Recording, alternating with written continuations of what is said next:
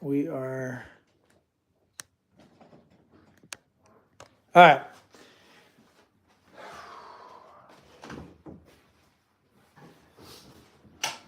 My interviewer just left, but I'm here. He's going to try to stump me. Okay. You're live? Yeah, I'm live. My Wi-Fi is Okay. So Mark. slow for some reason. Hold on. Yeah. Okay, Mark. So what I'm going to say. Hi, Nicki here with Fresno 5. We have a guest here, Marshall, and what's the last name? Strong. Marshall Straw. Strong. Strong. Like Strong. Marshall Strong. Okay? And you're with Real Estate and R.I.D. What does that stand for? real broker. R.I.D. is R.I.D. R.I.D. Real Estate Investing and Development. That's my channel. Real Estate Investment and Development. Okay, R.I.D. That's my channel. R-E-I-D. R.I.D. Alright. Real Estate. R.I.D. Investing and Development. Okay. Real Estate Investing. Investing and Development is R-E-I-D. Wow. But we'll say red. Read or red. We can say you call it your red channel. Okay. The red R.I.D. R-E-D. R.I.D. Okay. Real estate development. RID. It's red. R-I-D. Yeah. Okay. I thought I was saying red. Okay. Real Estate Investment Development. Okay. Mark, let me know when you're ready to go. Right now I'm working on against Wi-Fi. Wi-Fi is not being nice to me right now. And I don't know why, but sometimes changing the angle of our antenna is... Hang in there. Okay. Be on shortly. Yeah. So my daughter is asking when I get the kids, so I'm going to tell her yes. You want to take some devices off my Wi-Fi, maybe that'll I'm make not it work running. faster. And you guys have access to ChatGPT here, so if you wanted to use it. No, we're going to keep this simple, Mark, because we're running out of time. Okay, yeah, it's on T-Mobile, so it's good. Okay, I'm not on your thing here at this phone. Cover that up with that. Okay. The goal is to stump me on this show. He wants to ask me any questions he wants to ask me. I'm an open book. Real estate, 22 years. Over 2,000 homes sold. New homes for 9 years. Okay. All right.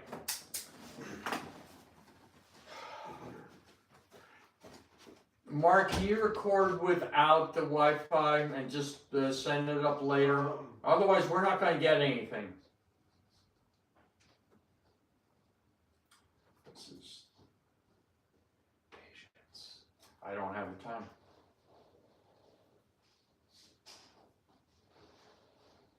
Well, I'm live. You can interview on this and you can take this footage. Yeah, no, you know what?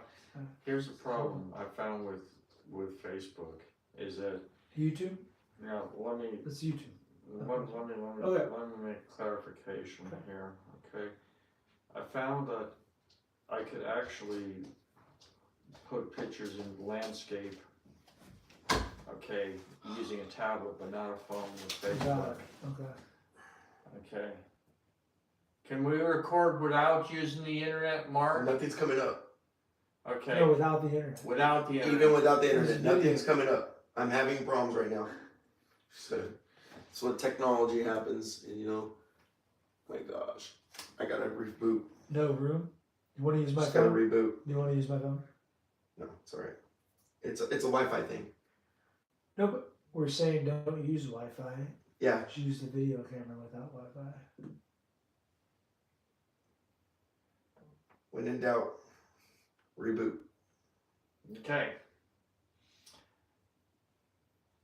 All right. So, Mark, okay. You got 15 minutes. Yeah. That'll be plenty of time. Yeah. So, why don't you throw You something? gotta be patient. Take your deep breaths. You. How many grandkids do you have? There you go. 3? Ages? 5, 6, 1. Oh, well. So those are fun ages. Mm-hmm. Okay. 5, 6, and 1. See if that worked. Boys and girls. Come on. Come to daddy. Somebody. Yep. Just needed to be rebooted. It happens. Okay, well, time is of the essence. 4 I hours know. of sleep here. Still looking There's like nothing I can do. Okay. professional. Okay, well, we're rolling within the next 3 minutes, or we're not. That's fine. For all the YouTuber fans out Just there, trying to just help you hanging guys. with us. This is Okay. reality TV right now. Okay. It's a good shot. Let me get it a little bit closer. While they're messing with that. Okay. Let me get close-ups. Now is the time to buy. Prices are gonna Good close.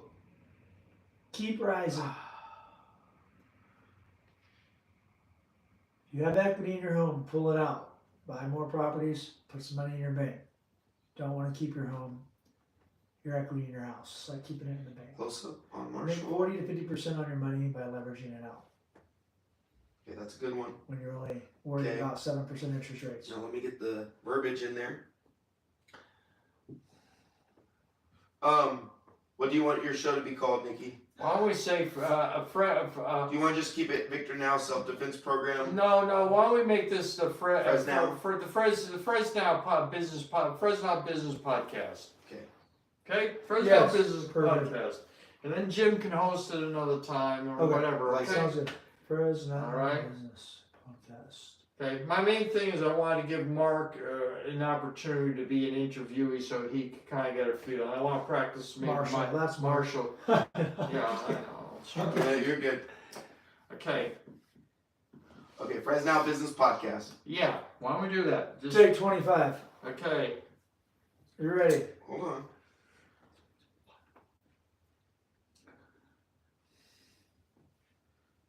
Do that. So that's that. I like Mark because he's calm all the time. Okay, we got Marshall there. Sweet. Well, if anybody's watching out there, we appreciate your time and we are doing our best to get this going. Okay, like that. And you're about to find out everything about me, my dark hidden secrets. He's going to ask me any questions he wants. I'm gonna put. Develop who the real Marshall is. You know, we all wear 3 masks apparently out there. 3 masks. Do you even know which mask you're wearing right now? Put a real estate investor. You want a developer or investor? Investor. Real estate investor. real No estate time, no investor. time. I'm letting him just put what you want. He knows. Okay. He read my mind. Okay. Real estate expert. Real estate specialist. All right. Let me do. We'll just get right into it. We have to. Can you hear that now? We're calling it Fresno. If anybody is out there thinking YouTube's easy, well, just so you know, to get 1,000 subscribers, only 1% of YouTubers ever do it.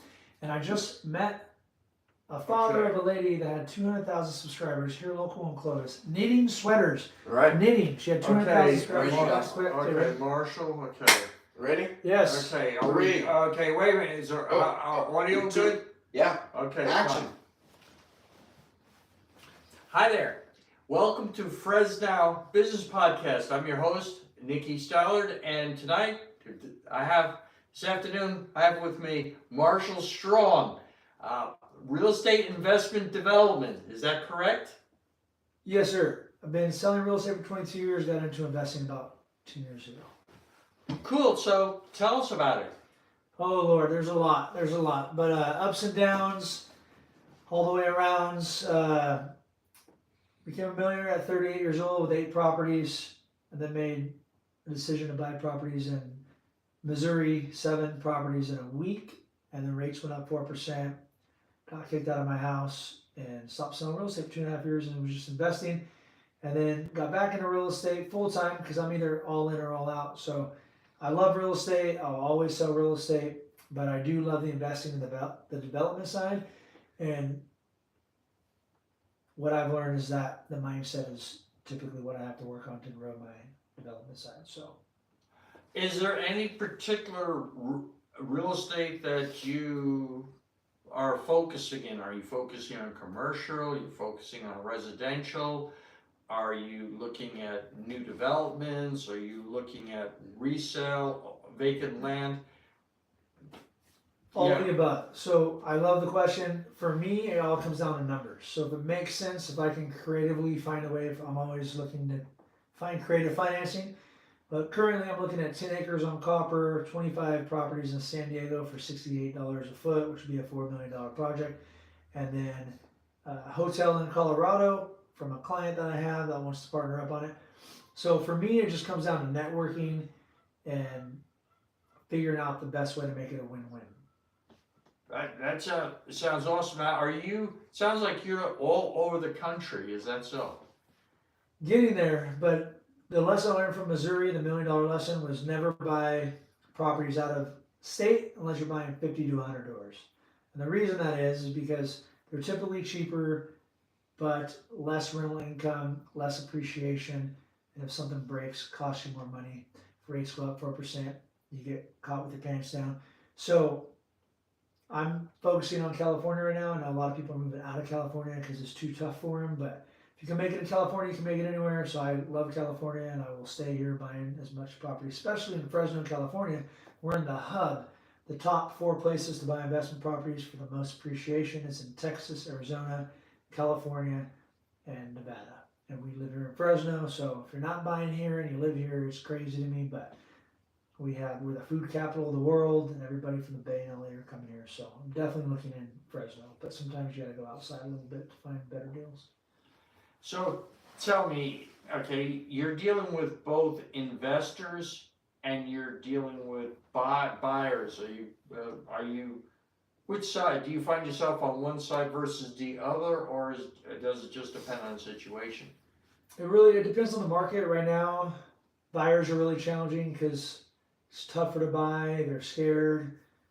Sellers don't want to sell. So the market, I used to sell 50, 60 homes a year. Took 2.5 years off.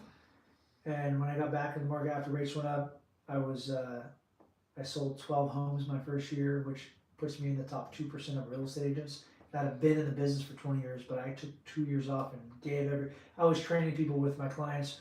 So the point of that is I'm learning that the low-hanging fruit is always the best opportunity. So if you're a great opener and a closer, and you're great, the number one skill to have is sales and then negotiating. So 2 skills. So for me, I'm actually looking at a 55,000 square foot building, which used to be the Blast and Bally's Fitness in Clovis. There's another building behind it. We're looking at that right now to develop it and bring the hub to Clovis, Fresno, California, which is going to be a membership with the gym, coffee, workstations, kind of like Bitwise. So to me, it just comes down to being creative and finding the best deals. The numbers don't lie, so I just like to partner up with the right people and put the right puzzle pieces in the puzzle. So all of it, I'm doing all of it. I'm an expert on real estate, residential sales. Sold over 2,000 properties, but I've also done commercial. And if I do commercial, I'll typically partner up with somebody that is doing it every day. So what I'm saying to you, since we're talking real estate, so I'm going to make this a two-part question. Okay. What are the top things you would say that buyers need to do to be able to buy property? And on the flip side, what would you suggest to sellers so that they'll be able to actually sell their property? Focus in on things. That's a lot, but 2 questions, but a lot of information. Right. No, let's just touch the surface. The first one, let's talk about the buyers. What are common things that buyers do wrong that are that you can fix? The first thing I'm going to say is their mindset, because you can tell people exactly how to do it, what to do, but it's their own selves that hold them back. So that's why I'm so, most of my channel is about the mindset, because selling homes, you become a psychologist major. You really learn people, especially when you're a top producing agent selling 50, 60 homes a year. You have to be able to connect with people right away and get them to follow you. And the way you do that is to be an expert in your field, knowing the numbers, knowing the market, But I can talk to people all day long. People typically will buy when it feels good. And investors buy when everybody else is scared. So people buy when everybody else is feeling good. So when the market's going up 5-10 grand a month, if the rates drop to 4 or 5%, everybody will jump in. Now, for sellers though, it's really important to have an expert, not just someone that's been in the business for 20 years or a broker, but somebody that has sold over 50, 100 homes in 1 year. And the reason that is, I didn't realize this till I sold 150 homes with a brand new team of 4 agents. In 2018, we sold 150. And that's when I started learning little tricks on the listing side, how to get $30,000 to $40,000 more in the exact same house with a different agent. So there is a difference in the agent, but a lot of people are locked in right now to their interest rate. I got a 3-4%, I want to sell. I really want a bigger house, or I want to downsize, but I don't want to give up my rate.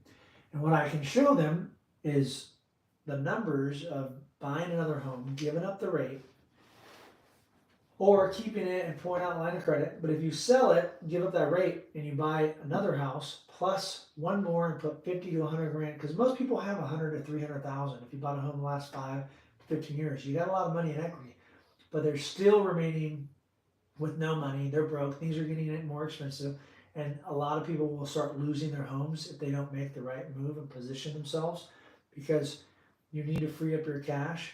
And if you have one asset worth $200,000 or $300,000 and you owe $100,000 on it, but if rates go up, your value comes down. Things get more expensive. You can't afford to pay for food. You got to sell your house. So there's going to be less and less owner-occupied properties in the next 10 years, and it's going to probably get down to where they're all owned by investors like myself or big companies. So what I will tell people is you really want to leverage and buy more properties, because if you don't, you're going to remain poor, because unfortunately they're getting rid of the middle class with the inflation. So $100,000 isn't what it used to be. So you're talking about leveraging out of property. So would that be involved? Let's say you have a property, and let's say I guess would you say you take a second or take a HELOC? But let's say someone does take a second mortgage. Typically, let's say a house is worth, let's say, $100,000, Sure. right? How much of that house in value could someone, let's say, get on a second mortgage? Okay, I'm going to use a real number, because the average price home is 380 here in Fresno, but we'll say 300,000. So if you have a 300,000, just to make it easier for my head. So if we have a $300,000 home price, and they bought it 5 years ago, they're going to have about 150 in equity, so they'll probably owe about 150 and be worth 300. You can pull out 80% if you live there. If it's a rental, you pull out 70%. So best thing to do is sell the home and buy 2 more. Second best thing to do is pull money out. The reason that is because if you sell it, you'll have more money to leverage out. So when you invest money in an investment property, you have to put 20% down, and you make 40 to 50% on that money, because your whole asset's going to appreciate 6.3% throughout history, plus the principal pay down. So you're making over 8% on your money. Sorry, you're making over 32% to 50% when you take your money out and put it in another home. So that's what I've been trying to educate people. But it is what I've learned, the number one thing holding people back is their mindset, fear. I can tell them all day. They even they repeat it after me. I show them all the right moves. I had a lady that she wants to move. She had $400,000 in equity, and I showed her. She was telling me she's been following people, watching, but she needs somebody to help her. And I gave it all to her. I'll come over. I'll meet you. I'll show you how to do this. They can sell their house, buy another one, buy 2 more, put 100 grand in their pocket. And it's been a while since I went over the scenario, but basically they were making 1.2 million on the 3 properties with 100 grand, more than 100 in their bank. The payments were going to be the same, but they had over 1.5 million of equity, of assets, versus having their one home almost paid off. So, but it's the fear that is keeping them from doing that, and that's about everybody's locked into their home right now out of fear. So you can have $1 million in your bank, but if you don't, that's why they say you give someone $1 million, but if they haven't learned to become a millionaire, they'll lose it. I think 90% of millionaires lose their first million because the things that got them there is what causes them to lose it. So it's interesting, but it all comes down to mind development and learning. Well, Marshall, that was very fascinating, and I look forward to catching up with you. So, Marshall, you have your own YouTube channel and business. Why don't you share with the audience a little bit about your YouTube so they can find out more about you? Yes, appreciate it. So I started the YouTube channel because I retired from real estate and I wanted to give out all my knowledge that I've learned. So I have put a video together on the bottom of my YouTube channel called Udemy, the Udemy course, to teach you to be a top 1% agent, teach you to benefit your clients the most and do the right things. It took me 22 years at a top performer to learn. So all that's in there, but I also just try to educate people how to buy homes without money, how to leverage, how to sell real estate, anything real estate related, and you can follow me there if you'd like to learn more. Okay, sounds awesome. Thank you. Have a great day. Okay. Thank you, Nicki. Yeah, I would have loved to have gone a whole lot deeper on So, yeah, we this. could do it.